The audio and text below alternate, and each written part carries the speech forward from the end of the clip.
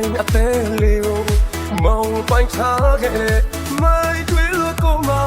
ငိုငိုကြွေးရတယ်တစိမ့်ပြင်းပြင်းမိတ်ကလေးစိတ်ပြေခဲ့တယ်ဖိုးရွှေလာတက်တေးတိုက်တယ်ကျုံငယ်ချကြတဲ့ဖွင့်လိုက်နေသူအကွယ်နာတီလို့သာကဘာဒီကိုမေးသွားအောင်ကွယ်ကဲပေးတဲ့မြတ်ရင်စီကခံစားမမယ်အမြတ်မပြေတက်တဲ့အသေးလေးကိုအမိုက်ခံ၍ပေးသူပါလေ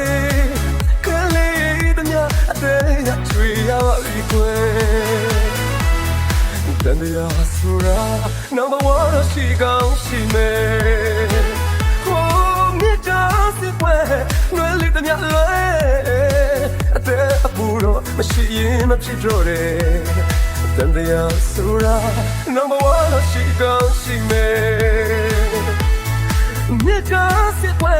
နွယ်လေးတမျှလွယ်အသက်အပူတော့မရှိရင်မဖြစ်တော့တယ်အမျိုးကြီးမလည်းရဲ့ကွယ်အမျိုးသမီးများတွေ့ရဲ့တကူကြီးဖျားအရှိမလက်ဆုံးမူဆူတောင်းလိုပါလေ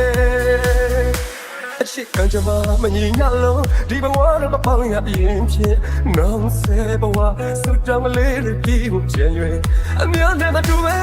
ချစ်ရှုံးနေတဲ့တပည့်တော်ကိုကွယ်ကနာတော့မူလည်းရဲ့အမြတ်လို့ကြည့်အောင်အသက်ပေါ်လေးပြီးတနာနေခြင်းလေ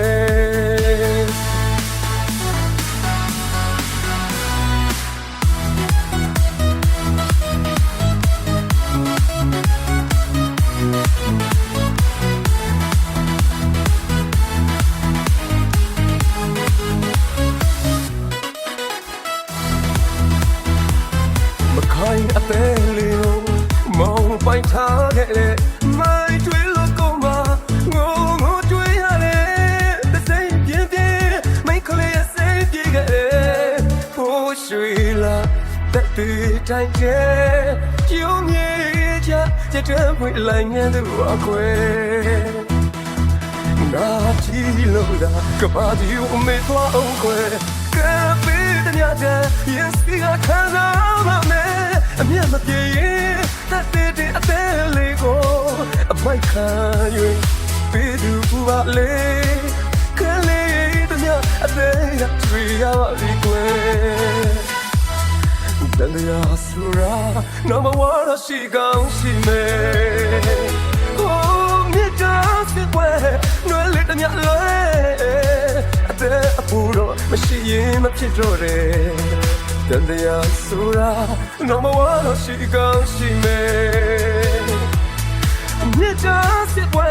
နွယ်လေးတည်းလွယ်အသက်အပူတော့မရှိရင်မဖြစ်တော့တယ်အမျိုးကြီးမလည်းရဲ့ကွယ်အမျိုးသမီးများတွေ့ရဲ့တကူကြီးဖျားအရှိမလက်ဆုံးမူဆူတောင်းလိုပါလေ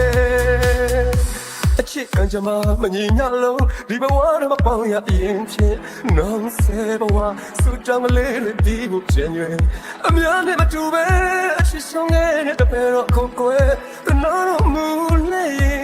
အမြဲလို့ကြည့်အောင်အသက်ပူလေးပေးတနာစေခြင်း